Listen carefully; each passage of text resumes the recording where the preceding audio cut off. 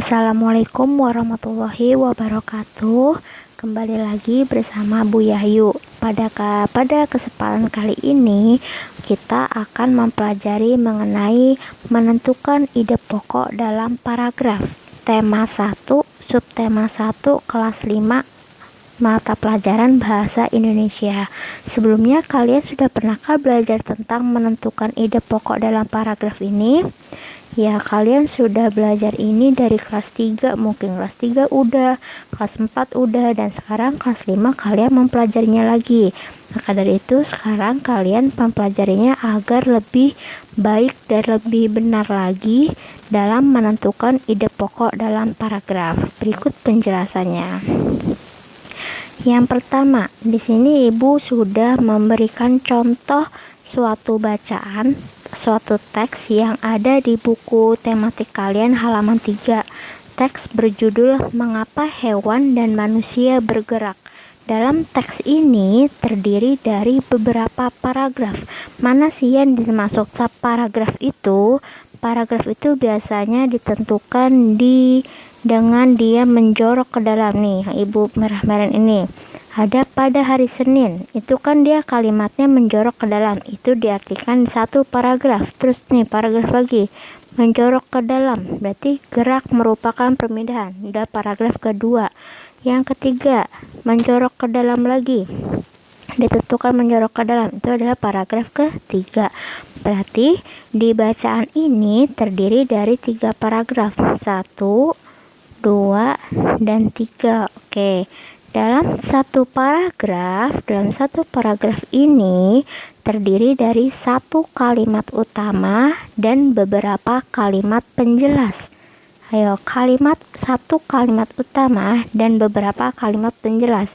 Jadi satu paragraf ini terdiri dari gabungan beberapa kalimat. Ada satu kalimat utama dan beberapa kalimat penjelas. Apa sih yang dimaksud dengan kalimat utama itu?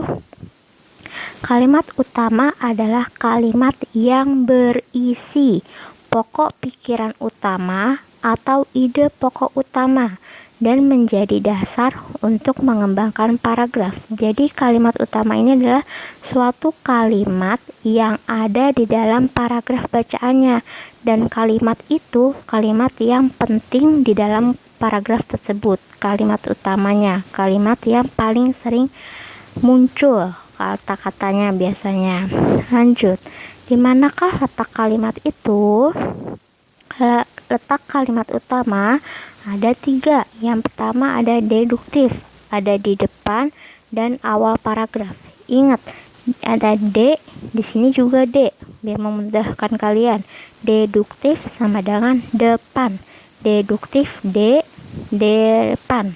Lanjut, yang kedua ada induktif, itu ada di belakang atau akhir paragraf.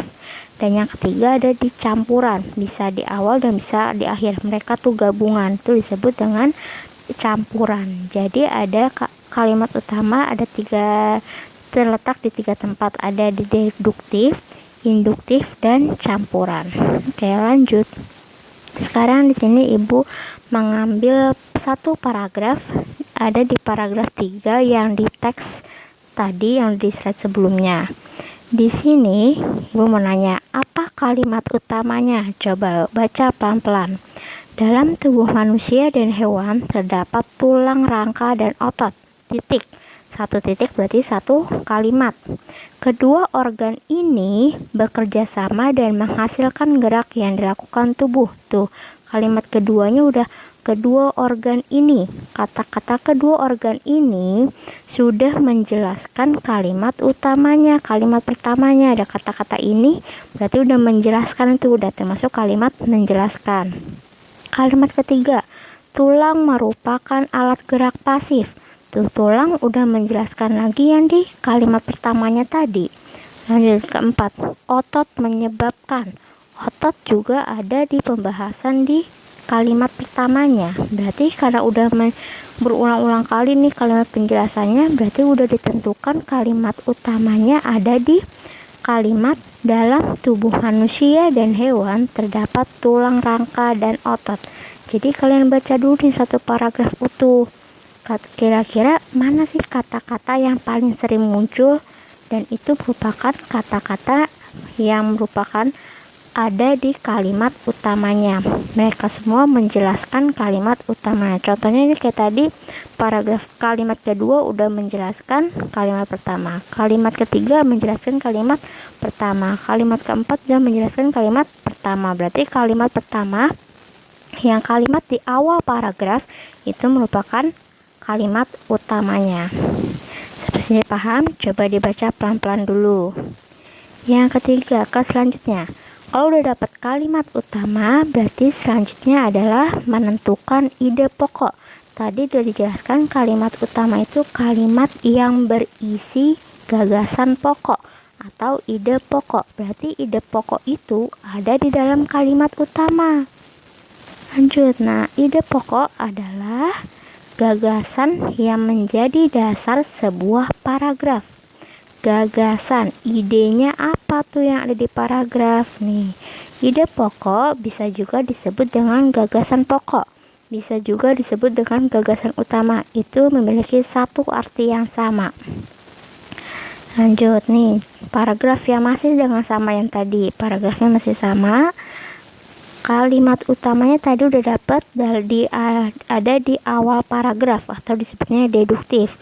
Awal paragraf, dalam tubuh manusia dan hewan terdapat tulang, rangka, dan otot. Itu kalimat utamanya. Nah, dari kalimat utamanya ini kita cari ide pokoknya nih. Intinya apa tuh dari kalimat ini? Dari kalimat ini ayo udah dapat belum? Intinya adalah mengenai alat gerak manusia dan hewan. Jadinya dari kalimat utama ini kita tentukan kira-kira nih intinya apa sih dari satu kalimat ini. Oh, di dalam tubuh manusia dan hewan itu ada tulang rangka dan otot. Tulang rangka dan otot itu adalah alat gerak manusia dan hewan. Jadi intinya itu adalah ide pokoknya. Inti dari kalimat utama disebut ide pokok.